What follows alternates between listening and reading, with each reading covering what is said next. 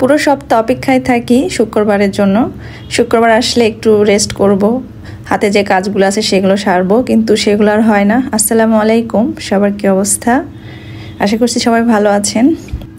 যেসব আপুরা আমার ভিডিও পছন্দ করেন এবং বড় ভিডিও দেওয়ার জন্য অনুরোধ করেন, তাদের জন্য আমি চিন্তা করেছি যে সপ্তাহে একটা করে বড় ভিডিও দেওয়ার চেষ্টা করব। তো আশা করছি আপুরা পুরো ভিডিওটা দেখবেন। শুক্রবার আসলেই বাচ্চাদের স্পেশাল ফরমাইশ থাকে, তাদের পছন্দ মতো খাবার রান্না করতে হবে। যেহেতু সারা সপ্তাহে তারা বেশ ক্লাস করে ক্লান্ত থাকে, অতএব শুক্রবার দিনে তাদের মন মতোই রান্না করার চেষ্টা করি।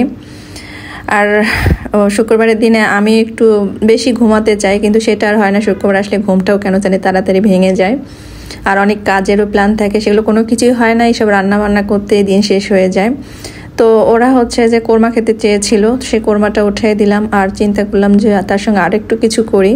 তো এই তো আমি এখানে লটকা মাছের ফ্রাই করব। লটকা মাছটা আমি কাঁটাটা ভিতর থেকে বের করে ফেলে দিয়েছি, তারপরে এগুলো মশলা দিয়ে মেখে ডিমের মধ্যে চুবাই নিয়ে ব্রেড ক্র্যাম দিয়ে ওটাকে কোট করে নিলাম। আর এটা আসলে ডিপ ফ্রিজেও রাখা যায়, অনেক দিন খাওয়া যায়, টিফিনে বা বিকালের নাস্তায় বেশ ভালো লাগে। তার সঙ্গে একটু পটল ভাজি করে নিচ্ছি। আমার বাসায় কেউ পটল খেতে চায় না, এইভাবে চিকন করে একটু ভাজলে তাও একটু সবাই খায়। আর আজকে হচ্ছে যে বাড়িয়ালি খালাম্মাকে একটু খাবার পাঠিয়ে দিব। উনি আবার আমার হাতের রান্না বেশ পছন্দ করে। তো কুরবানি ঈদ করে আসার পর থেকে একদিনও খাবার দেওয়া হয় নাই, আসলে সময়ই হয়ে ওঠে নাই। তো আজকে চিন্তা করলাম যে আজকে খাবার পাঠিয়ে দিব। তো এই জন্য একটু তাড়াহুড়াই করছি। উনি আবার একটু তাড়াতাড়ি দুপুরের খাবারটা খায়। আর সবাই তো নামাজে গিয়েছে, নামাজ থেকে এসেই তারা খাবারের জন্য অস্থির হয়ে যাবে।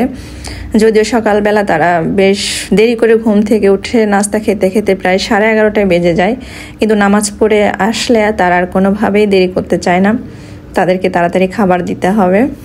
তো এই তো কোরমাটা আমার কষানো শেষ। এখন হচ্ছে যে কোরমার মধ্যে একটু দুধ দিয়ে দিলাম, আর পোলাওটাও রান্না হয়ে গিয়েছে। সব শেষে এসে হচ্ছে আমি এখন মাছের ফ্রাইটা করে নিচ্ছি, কারণ এটা আগে করলে ক্রিস্পিটা থাকে না, নরম হয়ে যায়।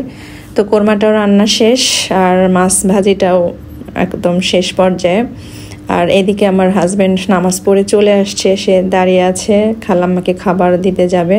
তো আমি খুব তাড়াহুড়া করছি। আসলে এমনিতে কাজ করা যত সহজ, ক্যামেরার সামনে রেখে কাজ করাটা অনেক কঠিন। তো যাই হোক, রান্না বান্না শেষ। তো এখন হচ্ছে যে খালাম্মার জন্য প্লেটটা সাজাবো। তো এইভাবেই শুক্রবারের দিনে ব্যস্ততায় সময় চলে যায়। বাড়তি যে কাজগুলো করতে চাই সেগুলো কোনোটাই হয় না, আবার একটা শুক্রবারের অপেক্ষায় থাকি যে কাজগুলো করব।